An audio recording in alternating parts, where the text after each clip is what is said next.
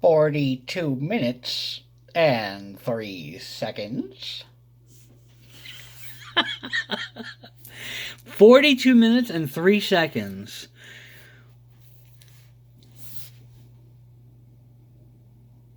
That was my last phone call from yet another scammer. 42 minutes and 3 seconds.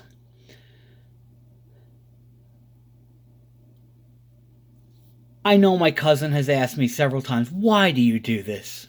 Why do you do this? Again,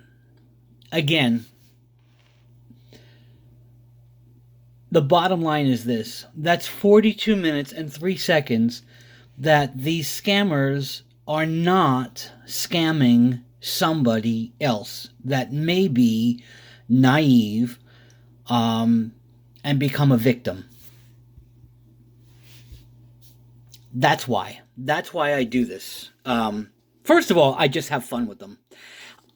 I know right off the bat. And this one, I have to tell you, this was new. This was a very unique phone call. This was, I know, I got handed off to like 4 different people. They must have a whole team of scammers there, just working around the clock. I'm not going to talk for 42 minutes to tell you about the whole conversation. I wish I would have been able to videotape it or get at least get an audio copy of it.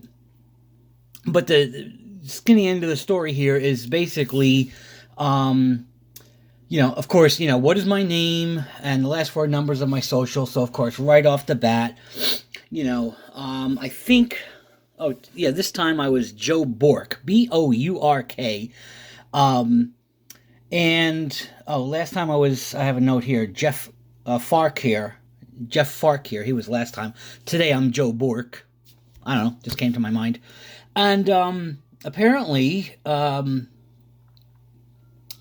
I ever in the state of Texas? I said, no, no, I wasn't. Oh, well, okay, because somebody got your information. Has anybody ever, gotten your information? Blah, blah, blah, blah. I said, no. I said, but I was robbed one time. They did steal my wallet, and I always wondered, did they take any information from my wallet? Social security number, check number, credit card information. And they're like, oh, yeah, well, right now, I mean, it might be very difficult for you to prove this, but basically you're the prime suspect. There was a car that was rented in Texas. It was a Toyota Corolla, a black Toyota Corolla. Are you familiar with that? I said, Toyota Corolla. No, I said, I'm a big guy. That car is way too small for me. Well, what do you do for a living? I said, well, I can't really explain it to you because it's all top secret. I said, I do work for the state. I work for the state of Connecticut. And I found that, I really have to be very, very secretive in what I talk about.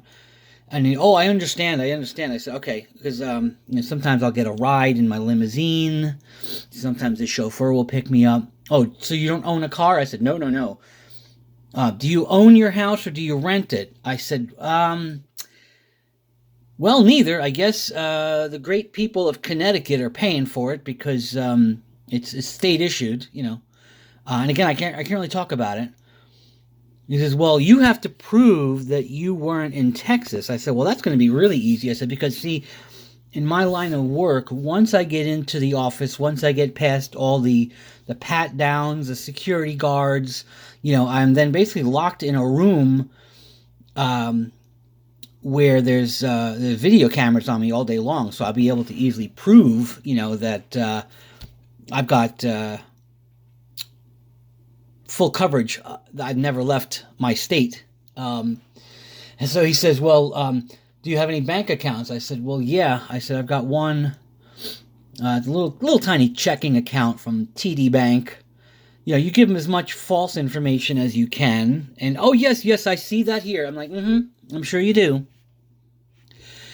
Well, we're going to shut down your social security number, and we have to secure your funds.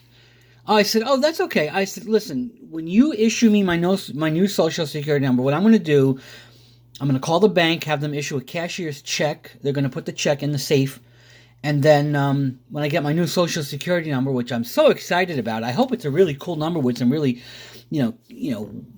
cool numbers in the. And he goes, "Oh yeah, well I don't know if you'll be able to pick, what number we give you, but yeah, once we give you the Social Security number, we have to secure your funds though." I said, "Well, no, I'll take care of that. Don't worry about that." He says, "Well, are you near a Walmart?" I said,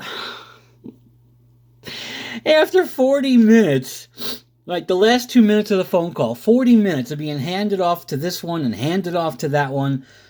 Let me tell you, I impressed myself. I mean, I held my own with these guys. But, they always get to the part where, oh, is Walmart, is there a CVS? So I'm like, wait a minute. Are you talking about securing my checking account, my TD checking account, the funds in there? He goes, yes, we have to secure it on a special government issued account so that when we give you your new Social Security number, you'll be able to then retrieve those funds. So you have to put those funds on a special account. So I was wondering, I could not figure out where were we going with this, because it always boils down to the same scenario. We have to secure your funds, or something has to be put on a special card, so that you can retrieve them later. And then, of course, once you run over to Walmart or CVS or Walgreens, and I know what's coming next. They're going to have me go buy a gift card. Right. Because that's a secure way to, and then I have to give them the secret number on the back of the card. You follow this?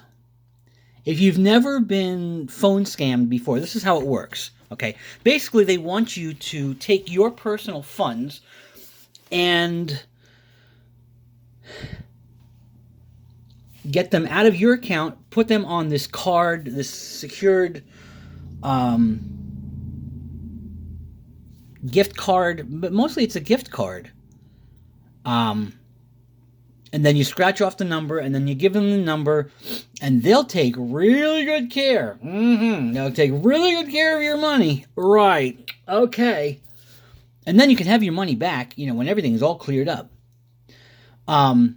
So then, once you give them the number, they have your money. None of this is real. They're obviously not going to call you back. They're not going to transfer your money from this gift card to your new account or anything. They've stolen your money. And you gave it to them. That's the beauty of this. You're doing all of their dirty work for them by falling for a story and going to whatever it is. So he wanted to know, how far my bank was from my house, and then how far was the nearest Walmart. I said, well, Walmart's about 25 minutes away. Oh, do you have anything closer? And that's when I said, oh man, you're getting desperate. So you don't even want to wait the 25 minutes for me to call you from Walmart with the special code where I've just deposited all of my money into a seemingly innocent account, and then give you the secret code on the back of the card so that you can go take my money and go shopping for, I don't know, goats, camels. Yeah, by the way,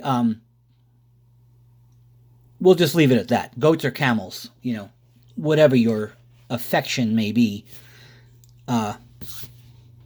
Akbar.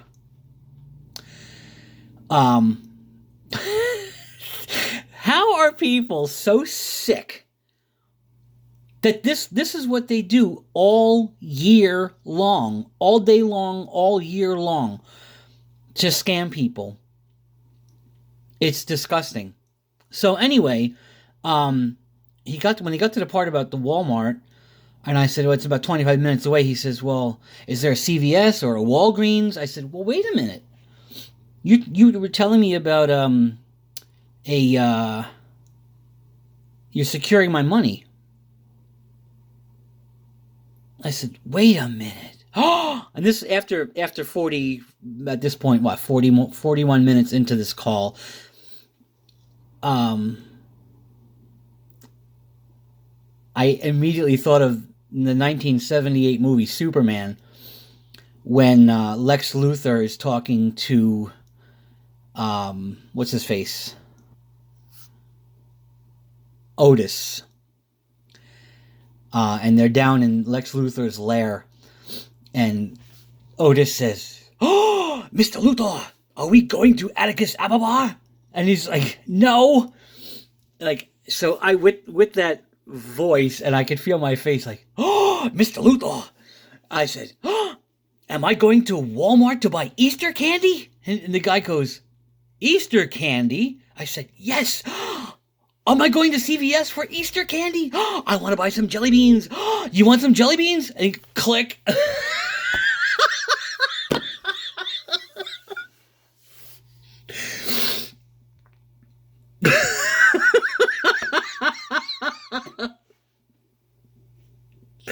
I love doing this. And again, at the end of the day, you might say, "Ed, you're out of your damn mind." They already have my number. What they don't have is the ability to scam somebody else while they're on the phone with me. Of course, there's a whole team of people.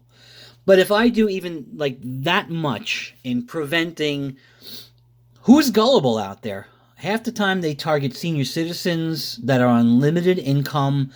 They're on their Social Security, their retirement funds, and and that's not just senior citizens that they target, but that seems to be the biggest thing I always hear about on the news is some poor old man or old woman, their whole life savings, everything they have is gone because they fell for these scams.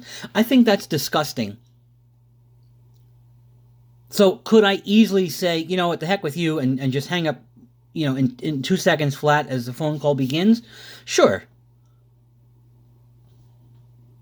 I wouldn't blame any of you if you do the same thing. I really wouldn't. As long as you're not giving them no personal information, no birthday, Social Security, address, nothing. Everything is made up. If you can't make up stuff on the fly, they may catch on. But if you can just roll with it, whatever comes off the top of your head, and then, of course, I just pray, please don't ask me the same question again because I might not remember my name. But I do remember today I am Joe Bork. So, anyway, thanks for watching. And scammers, stop scamming people. You're disgusting. It's frustrating because it just keeps happening. And I keep getting these phone calls. So if I'm getting them, I know a lot of people across America are also getting them. What a disgusting way to make a living.